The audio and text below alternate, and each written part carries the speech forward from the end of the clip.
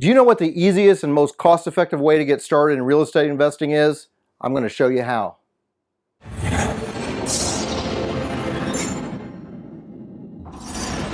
Hey guys, I'm Todd Bockman, and it's Tuesday, which means it's time for success tips.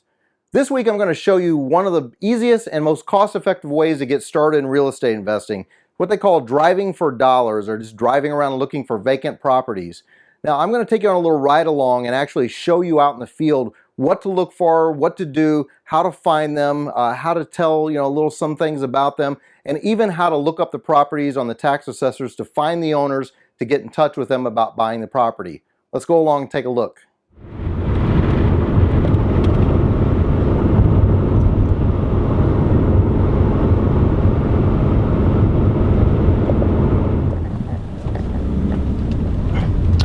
Hey guys, Todd Bockman. I'm going to show you how to find vacant properties, or what they call driving for dollars, where you drive around and look for vacant properties. Now sometimes these properties will be boarded up, sometimes they won't be. You just have to look for some of the telltale signs of, that they're empty or not. And when we're driving, the places you want to be looking in are not necessarily like you're going to be in a really nice neighborhood or somewhere.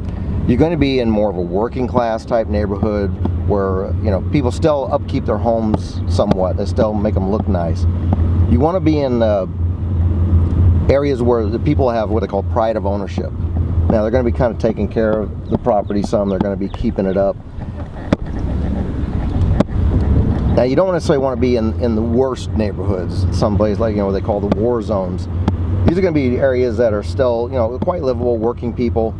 Now something like, for instance, like we got this house here that's boarded up.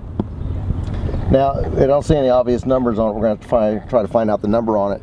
But this house, and when it's boarded up like this, I mean, it's pretty obvious that there's not a mortgage on it. There's probably not a loan on it. If there was, then they would probably have foreclosed on it and probably sold it or done something with it. They won't just let it sit usually this long if there's some sort of loan on it or something. So that's one nice thing it tells you about that house, that somebody's really going to deal on this house because there's probably not a mortgage or a loan on it. Now, as we drive around the corner, I noticed that there is a number on the house. It's on the end of the house. So we do have a number on this house. And it's on, look at the street signs, which street it's on. It's on the corner of it could be facing Birmingham, or it could be on Seminole. So we have to kind of really figure out which street that it's on. But we'll look that up. We can look that up on the plat maps in the tax assessor's office or something like that. We send out multiple letters, try both places, send letters to both of them. You just have to kind of get a feel for it. The more you do this, the more you'll get the hang of what you're going to find with deals like this. Now some of these other houses we're going to find out, some of them you can see they're not boarded up, but you can see through the windows now. You can see obviously they're empty inside.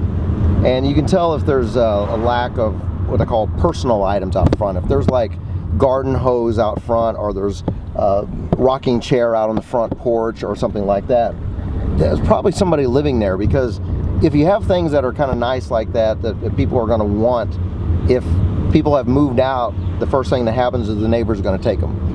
If there's good garden hose or anything that people are going to want, the neighbors will take it because they know they've moved out, so they're going to take those items. They won't just leave them sit there. So and obviously if there's no cars in the drive or something like that, that's a sure telltale sign that it's probably empty.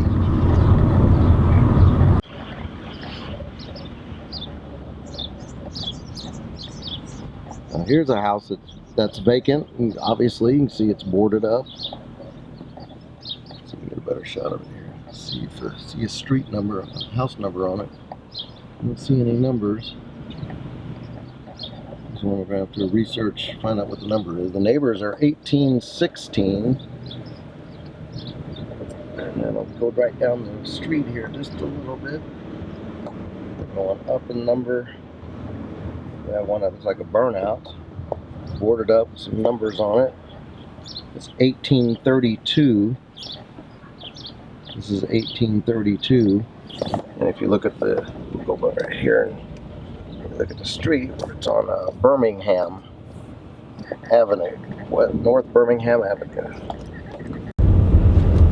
So now when we're driving around, you want to just go up and down every street. Like if you're working an area, You just literally go up and down, just go up and down every street. Go down a street for, you know, several blocks or till it ends. Then turn the corner, go down the next block. Here's another house we have. Again, hard to find the numbers. Don't see any numbers on it. You can see right there in the front that obviously the meter is missing. Besides the boards, that's a clear indication. Don't see any numbers on this house here. Let's see what the neighbors are. Neighbors are 1933, it looks like. Let's see what else here. 1917. It's next to 1917. Let's see what the street is here. 1917 Delaware. North Delaware Avenue.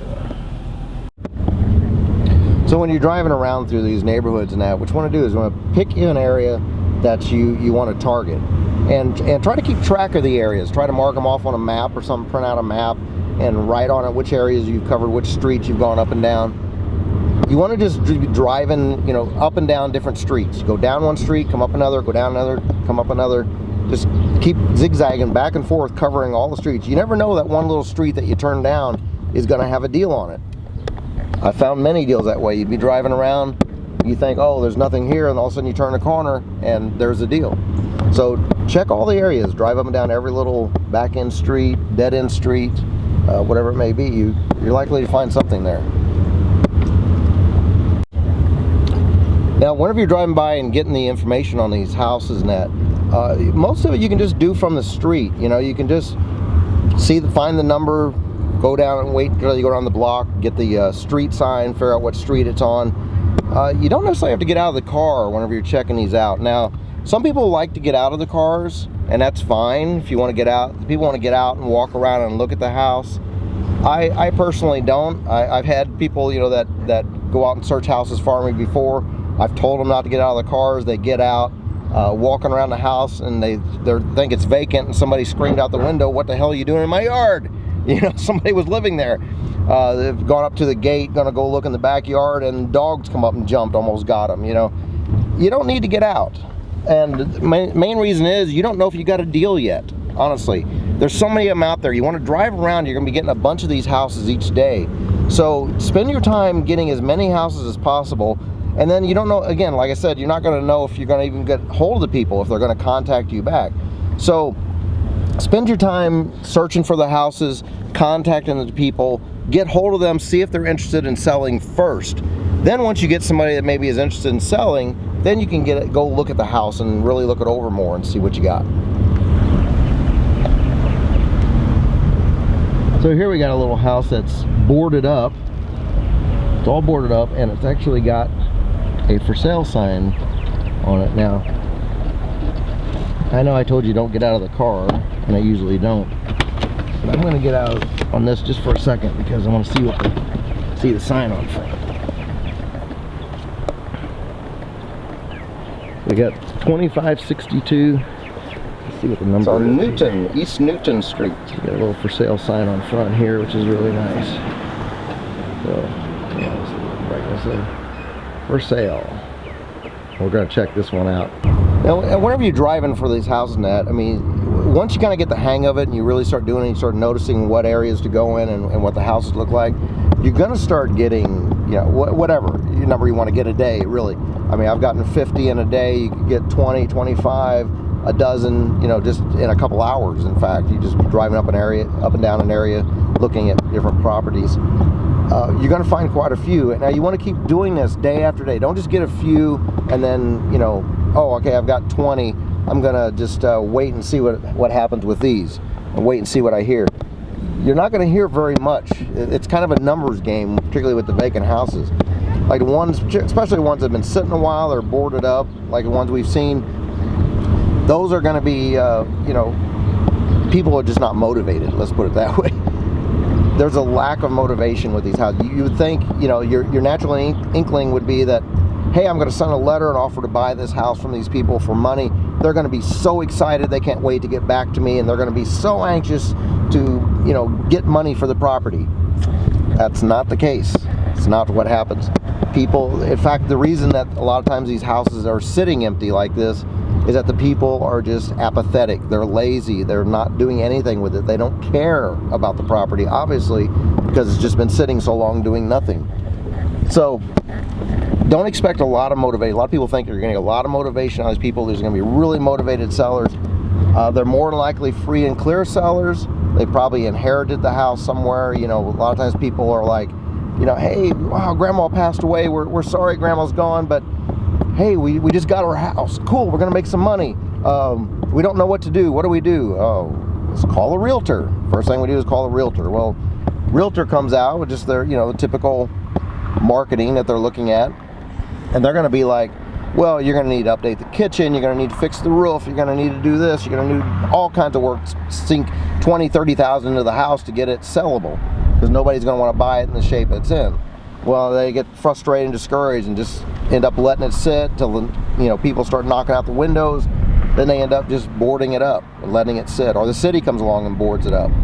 The house is free and clear, but they don't know what to do with it.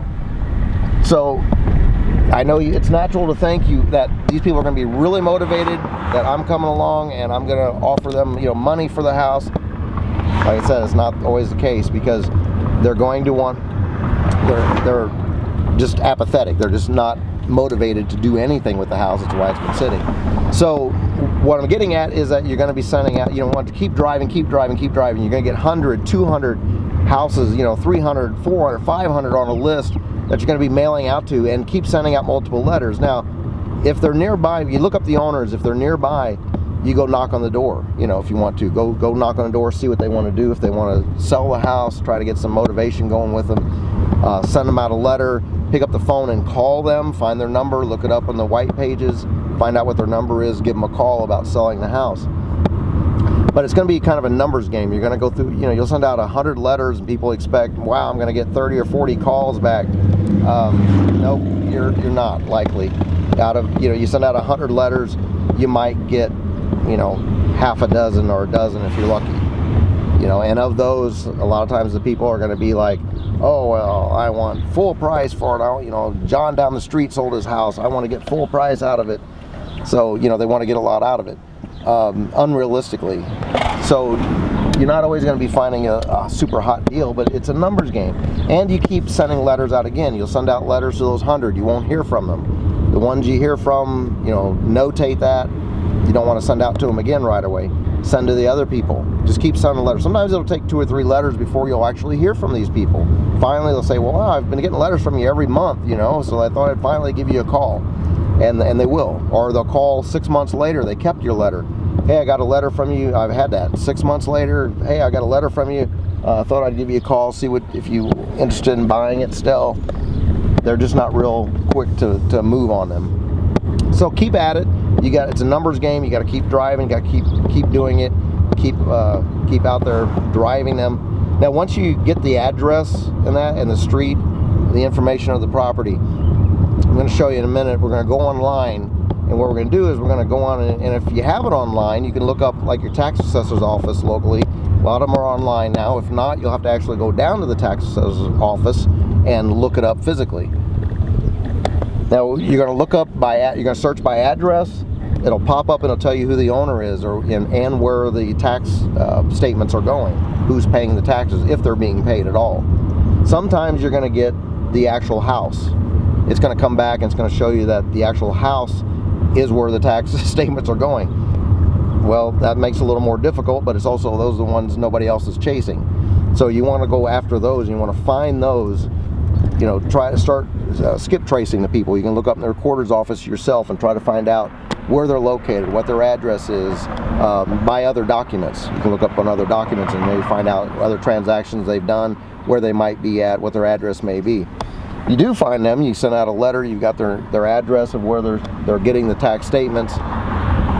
Contact them and find out more about it. It's just a numbers game, and all you got to do is just keep driving, keep finding houses, keep looking them up, keep knocking on doors, keep making calls, and keep sending letters. And that's how it's done. We'll see you later. Well, I hope you found that information useful. And if this is your first time here, I'd love it if you subscribe to our channel by clicking on the button down below.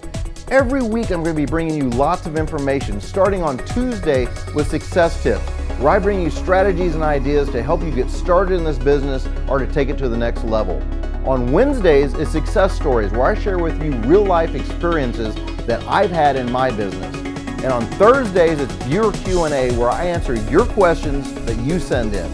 Now, twice a month, we're going to be interviewing real-life real estate investors who are out there making a killing in this game. Be sure and click down below and get the free ebook, and check out our website for lots more information and free goodies.